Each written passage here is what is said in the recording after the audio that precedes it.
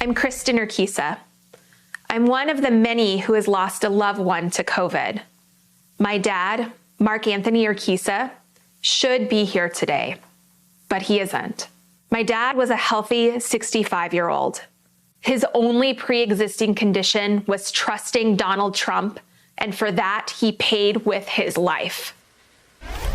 That was almost a month ago, and it's just as much of a gut punch today as it was when I first saw it. That's Kristen Urquiza talking about her dad, who died of the coronavirus.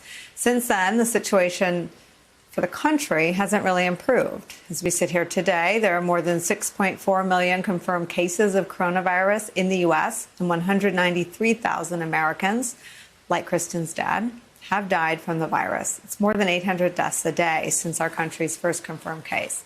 And yet, across this country, states are opening up. In Florida, for instance, bars will reopen Monday at 50% capacity. It's a particularly risky move, given what the CDC announced yesterday.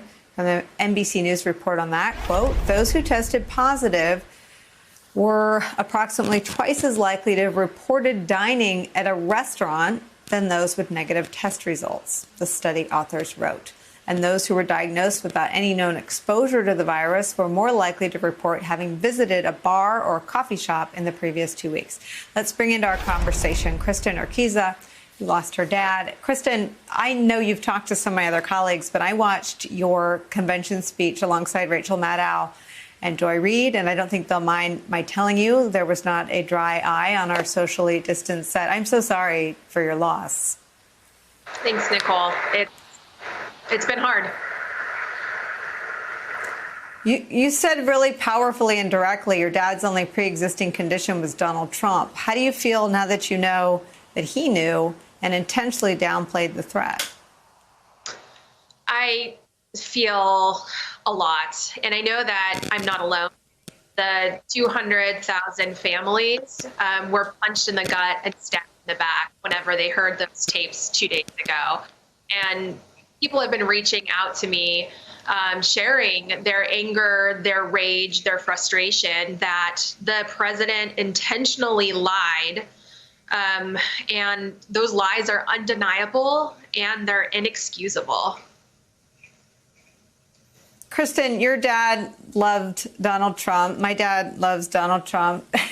And so it's something to navigate. It resonates with me. Tell us something about your dad, though, that you haven't had a chance to share yet. Well, my dad was also the life of the party. He was a guy who would always bring people together to celebrate because he loved life so much. And that's part of what is just so tragic about these people that are passing is that they matter. Their lives mattered, and they are being cut short.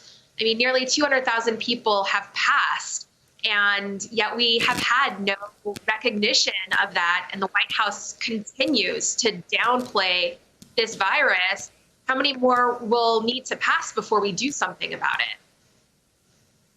Hey there, I'm Chris Hayes from MSNBC. Thanks for watching MSNBC on YouTube. If you want to keep up to date with the videos we're putting out, you can click subscribe just below me or click over on this list to see lots of other great videos.